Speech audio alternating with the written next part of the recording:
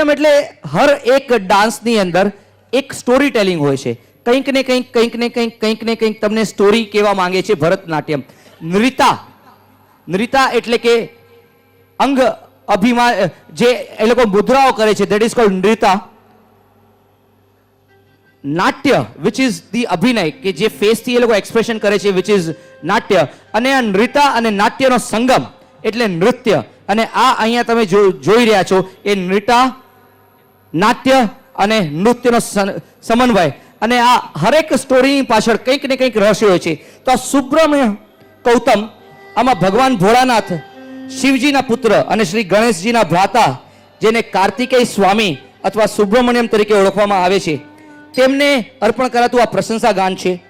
અને આ રજૂ કરશે આપણી લાડલી યશા. જોરદાર તાળીઓ થઈ જાય એની માટે.